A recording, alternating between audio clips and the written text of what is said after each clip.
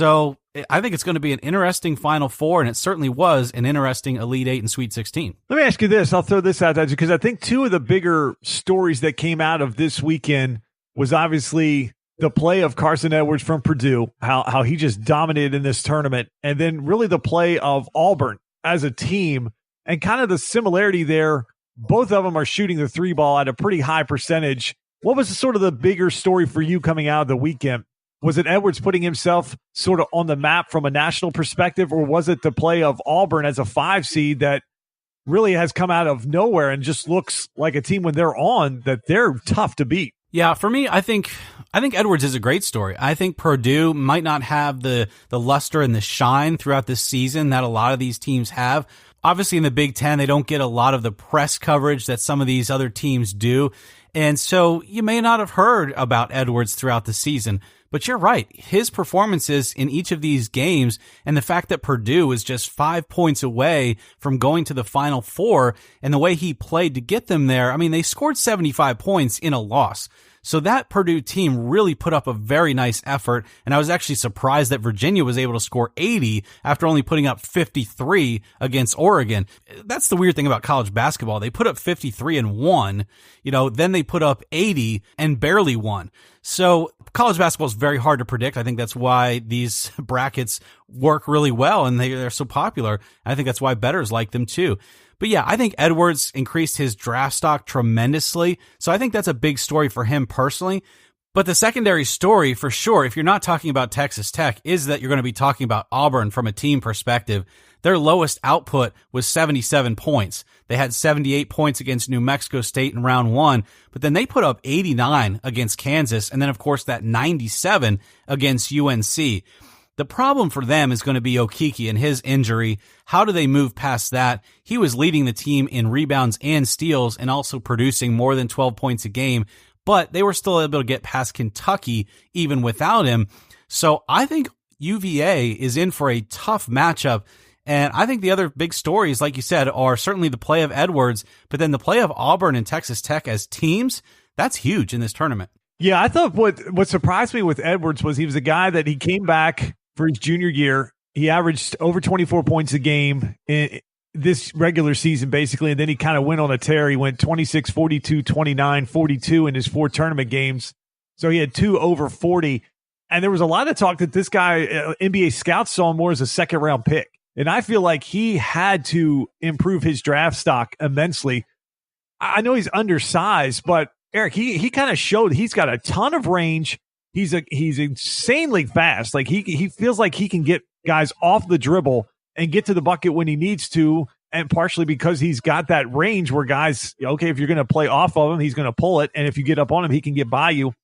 So it feels like he's a guy that really benefited from the tournament and the fact that he vastly improved his draft stock. And I just can't see him going into the second round. You start looking at the teams, even outside the lottery, you're going to have all playoff teams, 16 playoff teams. You're not going to tell me that one of those aren't going to take a chance on that guy in hopes he becomes the next Jamal Crawford or Lou Williams, a guy they can bring off the bench as a 6th man and get them 16, 18, 20 points a game.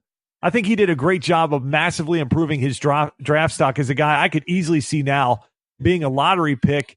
And yeah, Auburn with losing Chuma Okeke in that game, I mean, they looked so good versus North Carolina. That was a team that both of us had as the potential national champion, and that went up in flames early on in the weekend. They didn't even get to the Elite Eight round.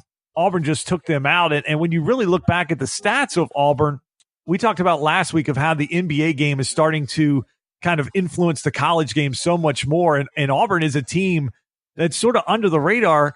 They've shot the 3rd most 3-pointers in college basketball. Actually, I think they're up to 2nd now, though they have more games, but they average making over 11 a game. That's what's really interesting to me as we kind of look forward to the weekend. You talked about Virginia being the only number 1 seed left. It'll be interesting with the pace of play. Can Auburn speed Virginia up, and can they put them in a game where the pace is higher? Auburn's going to shoot a lot of threes in this game. Or is Virginia going to control the game where they're going to slow it down? They're going to play that more methodical pace. They're going to try to hold Auburn to one shot, slow the game down as much as they can, make it a half-court game, and really try to take Auburn out of their game.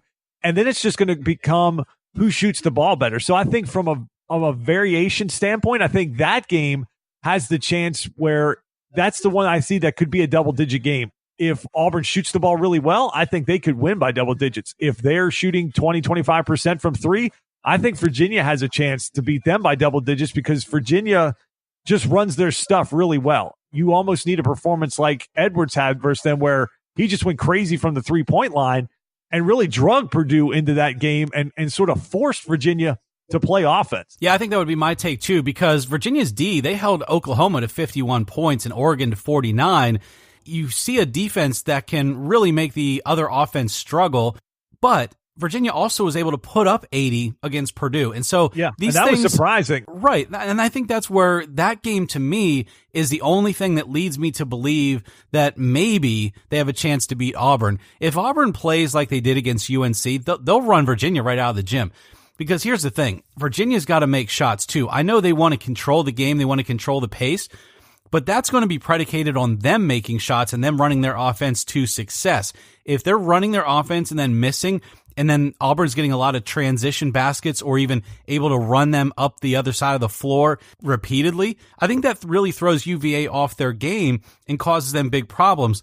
And then if Auburn shoots the way they did, I agree with you. I think it's a potential blowout for Auburn. And right now, I'm looking at Auburn with the 4 teams remaining. I'm looking at Auburn and Texas Tech as probably one of those 2 teams winning the national title because I actually believe Auburn does beat UVA and I believe Texas Tech beats Michigan State. Yeah, I think the second game you talk about there, when you talk about Texas Tech and Michigan State, I think that thing has a chance just to be a slobber knocker, 90s style NBA type game. Just slow down, half court, possession by possession, not a lot of transition in that game. That just feels like it's both in their wheelhouse to play that kind of game. Texas Tech, they seem like they play more like a Big Ten team. A lot of defense, slow the pace down in the game. I mean, you saw what they did to Michigan. I mean, they destroyed them. They gave up, 44 points in that game? And that game wasn't even close, it felt like, through the first half, and then they just destroyed them in the second half. So, yeah, I think that game has a much better chance to be a very close game, back and forth, low scoring, 1 or 2 possession game towards the end. But I do think that there's a better chance that we could see more of a blowout type double-digit game in that Virginia-Auburn game. I want to get to Duke, though, Eric, and get your opinion on this, because I thought it was kind of shocking at the end of that game. Look, Duke had played some very close games and by the skin of their teeth had advanced in this tournament. But then they come down in a close game with Michigan State, and it felt like Zion couldn't get him in a position, and it was a lot of R.J. Barrett at the end of that game. What were you thinking when you saw kind of how aggressive Barrett was in the final minute versus them trying to get Zion involved? That's a great point. But, I mean, you have a shooter that feels hot and he's made some good baskets throughout the tournament. And I think it kind of goes back to this whole idea where Duke was a number 1 seed. They really were picked by a lot of people to win this tournament. And I think that was maybe a little bit of Zion bias now that I look back on it. Because you look at the games, other than, of course, play North Dakota State as a 16 seed in round 1, they won that game by 23. But in every game after that, they struggled. They barely beat UCF by 1 point. They barely beat Virginia Tech by 2 points. And I would argue that in both of those games, they got lucky. UCF. Oh, especially Virginia Tech. The guy missed a wide open tip in. Right. I mean, and UCF was up and then blundered that dunk that really could have put them up by 6 with just a minute and a half to go. Instead, he misses that dunk. They're up by 4. Duke goes back to the other side and drains a basket. It was like a 5-shot swing right there in a span of 10 seconds in favor of Duke. If that goes the other way, they might not even have been past the round of 32. And then, like you said, Virginia Tech made some huge mistakes there at the end. Duke sneaks by them by 2 points. And then they lose to Michigan State by 1 point. So all 3 of their last 3 games were decided in the final seconds, basically, of the contest. And the point I'm trying to make is that they were not dominating anybody. They had Zion bias, I think. And I look back throughout the year, they had a bunch of losses. They had some bad losses even. And I think maybe there was some favoritism given to Duke based on the name on the jersey and based on Zion being on their team. Not saying they shouldn't have been a number 1 seed, but I think maybe they were given the pleasure of thinking they were better than they really were. And so, yeah, in this final part of the Michigan State game, you saw a team that didn't really run the offense and run a plan the way that a good or great team would have or might have, not going through a guy like Zion. So I think you see mistakes like that, and then you look back and it makes more sense as you put the whole picture together that really they were lucky to be at that point. Good for Michigan State for not blowing it like Virginia Tech and UCF did, because I think if Duke was in the Final Four with Texas Tech, I think they might get run out of the gym by Texas Tech. You're definitely right. I mean, there was a ton of bias for Duke, and there's been a lot of talk about Zion being probably one of the first players that has gone through Duke where people actually really liked him. Most of the time when you start talking about some of the top guys from Duke, either be a Reddick or a Jay Williams or a Christian Laettner, they're generally guys that the public doesn't like because most don't really like Duke anyways. So the fact that Zion was there, he's the most popular player by far in college basketball. People just wanted to see him play, and people kind of selfishly wanted to see Duke go far. We talked about the first week where we talked about the tournament where Duke was a flawed team. They didn't shoot the three ball well at all. They're not a good free throw shooting team. And even late in that game, you saw that flaw. They got Zion the ball. They tried to set him a screen at the top. And Michigan, basically, Duke had the other three guys around the outside of the three-point line. And Michigan State was basically in just kind of a sagging type of a man zone where they just weren't going to let Zion get the ball. And he probably should have been aggressive and went the opposite way of the screen because it looked like he could have got to the baseline. And even if Michigan State collapsed on him, he would have got someone an open look. Instead, he passes it out. Barrett drives, gets fouled, misses a free throw, tries to intentionally miss the second one. He makes it. And really, at that point, it was game over for him. I just thought at that point he really saw the flaw of Duke that we talked about when the fact that, okay, late in these games, we know what Zion can do. If we get him in a one-on-one situation, he can just play bully ball at this point, and he can get to the bucket. We're not going to let him do that. We're going to make somebody else beat us. And Duke really all year outside of Barrett really never had that guy. Cam Reddish, I can't see where he fits the bill as a guy that's a top 5 pick. I just don't see why you would want to risk that based on what we saw this year unless the other two guys sort of stunted his growth, and he's just got potential that we haven't been able to see as more of the general public. So, yeah, I was really surprised at the end. I felt Coach K just didn't do a good enough job of getting more space for Zion. Maybe part of that was the fact that he didn't have the right guys on the floor, or that Michigan State just frankly didn't respect their outside shooting at that point. But it's amazing, Eric.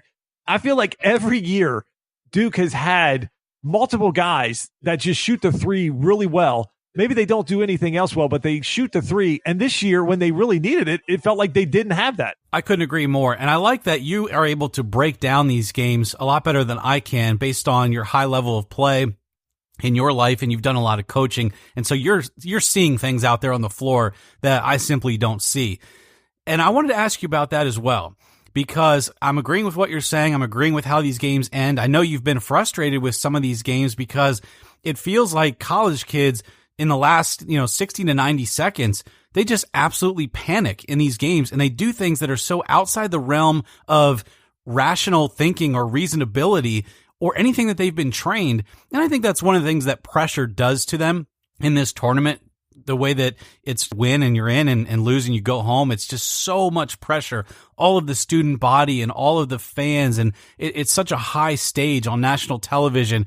I think that gets to them, and I think that's one of the things that proves to be exciting. And so I understand where you're coming from. It just seems like in some of the ends of these games, things don't happen the way that you would rationally think they should based on the personnel on the floor, based on the talents of each guy, based on maybe the leadership of who would normally have the offense running through them or controlling the ball on the court. I wanted to ask you one more thing about Zion, though, and before we leave segment one, I got to ask you this because I know you've seen it, and I know there's been some talk about it on Twitter. Zion has a move where he kind of reaches his arm out as he's driving, and he kind of hooks the player and pushes them to the side, and it reminds me a little bit of some different moves that maybe Shaquille O'Neal has done, maybe LeBron James. I'm thinking guys that are bigger than most of the guys that they run up against on defense.